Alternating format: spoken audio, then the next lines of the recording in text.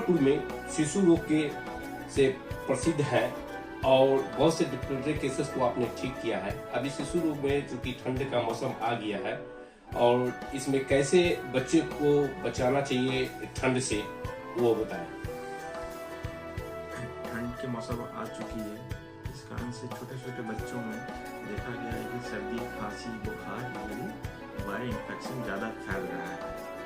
Usually क्या होता है कि मॉर्निंग में, अर्ली मॉर्निंग बच्चे लोग खेलने बाहर निकल जाते हैं, जिससे कि वो ठंड के प्रकोप में आ जाते हैं। तो यूजुअली हम लोग को करना क्या चाहिए कि बच्चे को गर्म कपड़ा पहनाना चाहिए और उस कपड़े को ये भी देखना है कि टाइम टू टाइम चेंज भी करना है। ऐसा ना हो कि एक कपड़ा पहनना है वो कंटिन्यू 15 डेज के उससे इन्फेक्शन होने का भी प्रकोप रहता है। जहाँ तक सर्दी, खांसी और बुखार की बात है, यदि थोड़ा बहुत सर्दी और खांसी है तो आप पैरासीटामोल लेके और एंटीबायोटिक सब लेके आप ठीक कर सकते हैं। लेकिन अगर ज़्यादा खांसी हो रही है तो अपने डॉक्टर शिशु रोग बच्चे से कंसल्ट जरूर कीजिए। काउंटर से कभी भी कोई भी खांसी की दवा इस तरह से नहीं दिया जाता है, क्योंकि हर खांसी की डिफरेंट दवा आती है।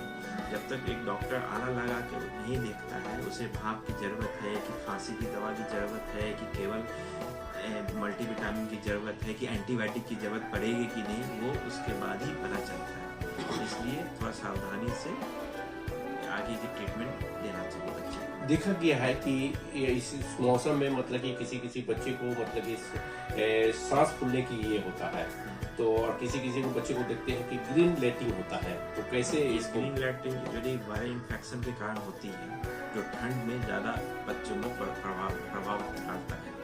इस कंडीशन में हम लोग प्रोबायोटिक्स देते हैं बच्चे को और बोलते हैं कि ठंड से बचाने के लिए। जहाँ तक सांस फूलने की बात है, तो यदि ज़्यादा सांस फूल रहा है तो उस वक्त हम लोग को नेबुलाइजेशन देना पड़ता है दवा डाल के, और कुछ दवाइयाँ पैरासीटामोल और एंटी एलर्जिक देनी पड़ती है। लेकिन अगर बहुत ही ज़्यादा सांस फूल रहा है तब तो एक्सरे करके देखा जाता है कि उसमें निमोनिया का प्रकोप तो नहीं आ रहा है।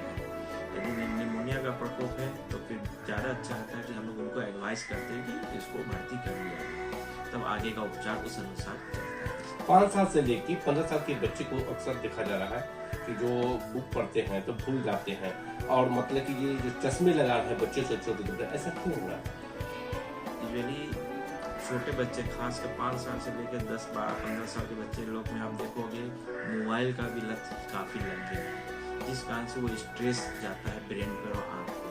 वो कंटिन्यूअस मोबाइल देख रहे हैं। इवन कि अब 10 साल के बच्चे, 15 साल के बच्चे ऑनलाइन पढ़ाई भी होती है वो मोबाइल के जरिए हो रही है, तो कहीं ना कहीं दिमाग पे और आँख पर वो असर डालता है। इसलिए वो देखना है कि हमें ज़्यादा टाइम मोबाइल पे नहीं देना है और टीवी पर भी ज़्यादा स्ट्रेस नहीं डालना है, ज़्यादा नहीं देखना है। ज़्यादा अच्छा रहेगा कि जो आउटडोर गेम दिया जाए, जो अब के टाइम में आउटडोर गेम ऑलमोस्ट नील हो गया है। सभी लोग दिन भर मोबाइल पे या घर पे ही इंडोर में ही रहते हैं। आजकल की सुखंडी टाइप के हो जाते हैं, जो दुबला पतले हो जाते हैं, ऐसा क्यों हो रहा है? ये खान पान, मेनली खान पान देखा जाता है। बच्चे लोग का खान पान कैसा है और उसकी एक्टिविटी कैसी है। बहुत बच्चे को आउटडोर, मैंने अभी जस्ट बोला है कि आउटडोर एक्टिविटी एकदम नील है, एकदम नहीं होती है बच्चे लोग में। इस कारण से क्या होता है कि मेटाबॉलिक रेट हाई होने के कारण वो बच्चे मोटापा का प्रभाव पड़ जाती है, या खान पान अच्छा नहीं है जिस कारण से बच्चे का हेल्थ भी डाउन होता है, इम्यूनिटी डेवलप नहीं हो पाती है जिस कारण से उसका वजन नहीं बढ़ पाता है। तो ये सब कारण है, केवल एक कारण से नहीं, कई कारण, बहुत जेनेटिक कारण भी होते हैं जिस कारण से मोटापा या बच्चे लोग पतले होते हैं, तो वो जेनेटिक भी होते हैं। तो बहुत सारे कारण हैं इसके, जिससे कि 10 साल के बच्चे को डायबिटीज हो रहा है, इस तरह की शिकायत आ रही है।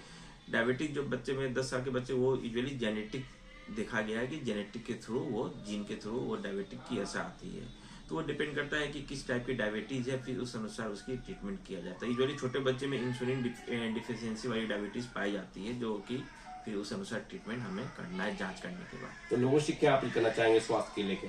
लोगों को मैं यही कहूँगा कि ठंड के मौसम में अपने बच्चे को बचा के रखें, गर्म कपड़ा पहनाएं, और हो सके तो इसकी वैक्सीनेशन जरूर देख लिया जाए कि निमोनिया की वैक्सीन और फ्लू की वैक्सीन बच्चे को पड़ी है कि नहीं। यदि नहीं पड़ी है तो अपने नियरेस्ट वैक्सीनेशन सेंटर में जाके निमोनिया और फ्लू की वैक्सीन जरूर लगवाएं, जिससे कि इसकी प्रभाव को कम किया जा सके। परिचय सर? हाँ, मैं doctor Anit Kumar, Akhadaghat road, GD mother school के बगल में।